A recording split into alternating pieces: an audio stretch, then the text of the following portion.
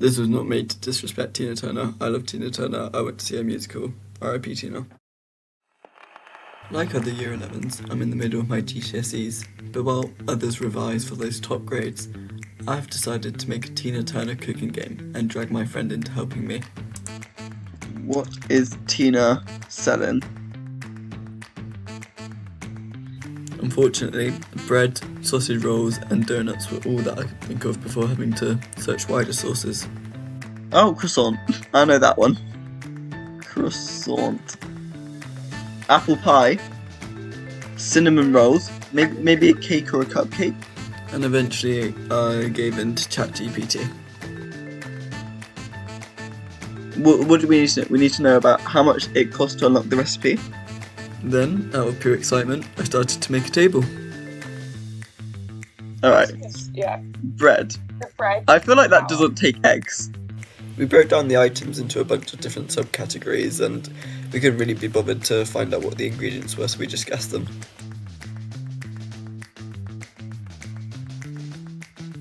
After finishing up the table, we had the idea to put food critics in the game. The only problem was that we couldn't remember what they were called. Yes, customers. Like No special one. yeah. What are the review people called? What's the one in like Ratatouille? What is ego job? Oh shit, I can't spell job. In Ratatouille.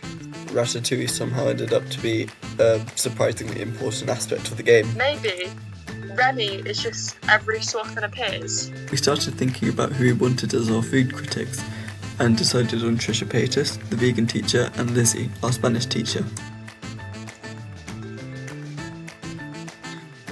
Give 10 names for a bakery based on Tina Turner.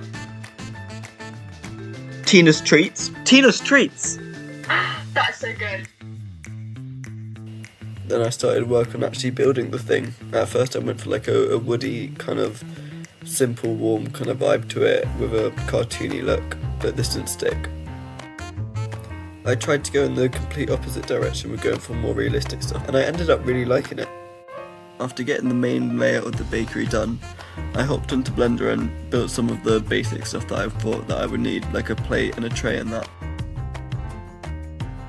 The hardest thing for me to make was definitely the cashier box. I had to colour it within Blender and it was a while since I had first done that. After all of that, I ended up working on the layout of the bakery. Then it was time for my personal favourite addition to the game, Remy.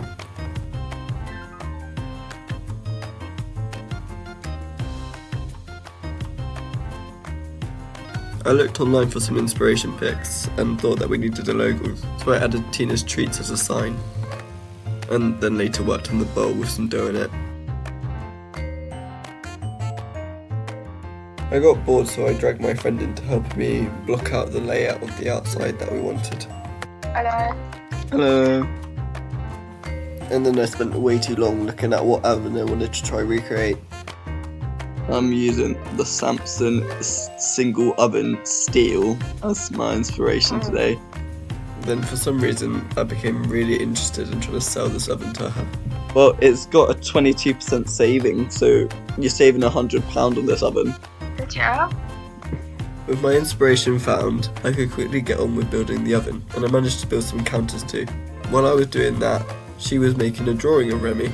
But with all this work done, it was beginning to feel like we had lost sight of the original purpose of this game. Tina. We need to put down some Tina puns.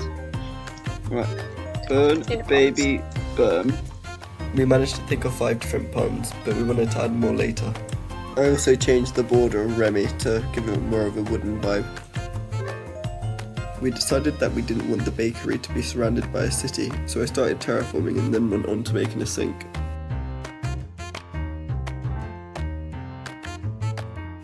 I soon realised that I actually had to make the sink work, so I worked on putting some particles inside, but I struggled a little bit to make it look realistic. Then after making these lights in Blender, I was done with the bakery. Thanks for watching this, whatever this is.